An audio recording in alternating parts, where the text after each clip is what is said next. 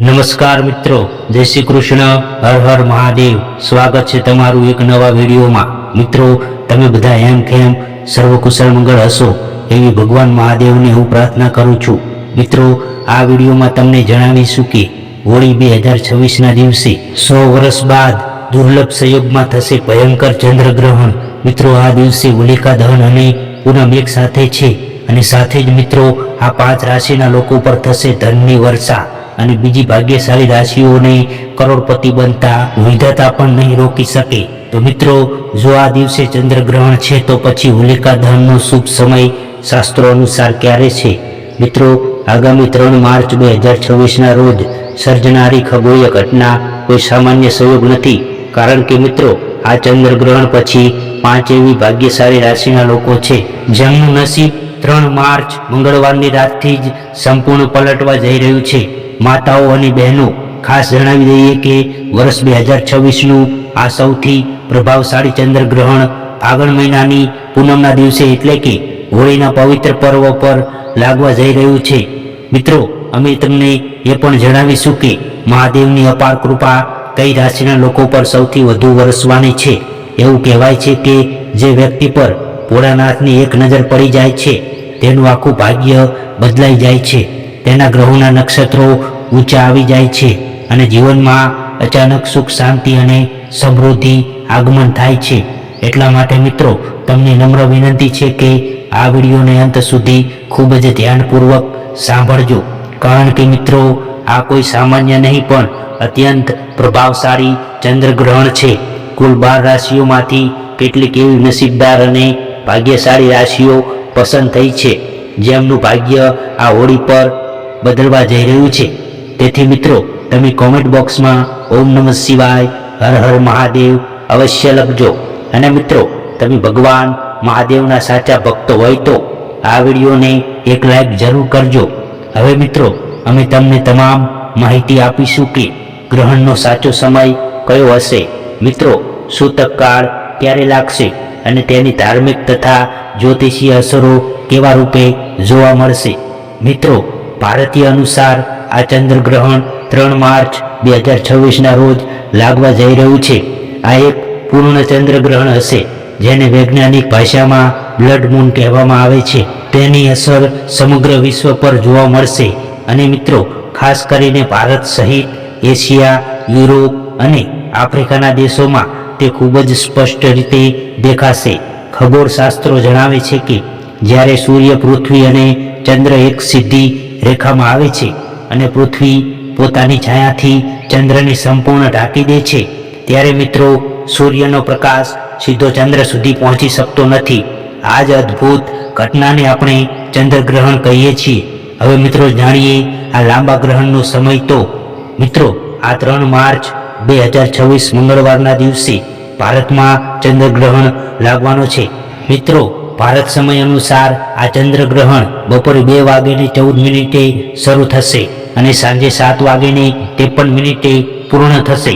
મિત્રો, જ્યારે ગ્રહણનો મુખ્ય એટલે કે સમય બપોરે 3:20 થી શરૂ થઈને સાંજે 6:47 પૂર્ણ થશે।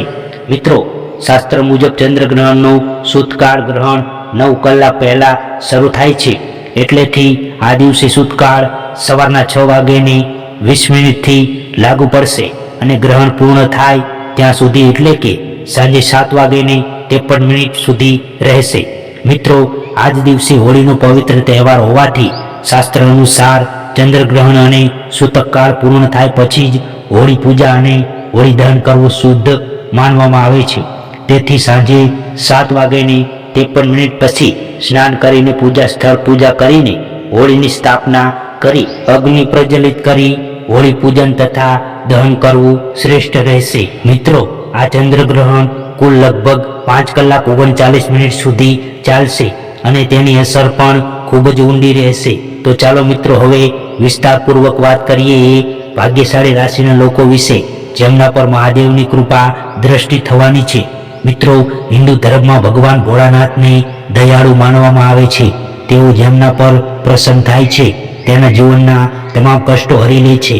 મિત્રો, આ ચંદ્રગ્રહણ પછી તે 5 રાશિના લોકોના જીવનમાં અપાર ખુશીઓ આવવાની છે। તેમના દુઃખ દર્દ મટી જશે અને સફળતાના નવા શિખરો સર કરશે. તે નસીબદાર અને ભાગ્યશાળી રાશિઓમાં મિત્રો જે પહેલા નંબરની જે ભાગ્યશાળી રાશિ છે મેષ રાશિ.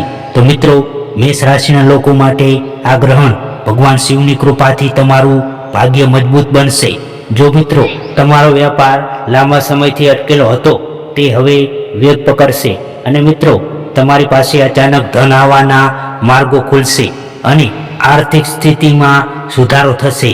જે લોકો નવો વેપાર શરૂ કરવા માંગે છે તેમના માટે આ ઉત્તમ સમય છે. હવે મિત્રો જે બીજા નંબરની ભાગ્યશાળી રાશિ છે મિથુન રાશિ. તો મિત્રો મિથુન રાશિના લોકો માટે આ સમય સુવર્ણ સાબિત થશે.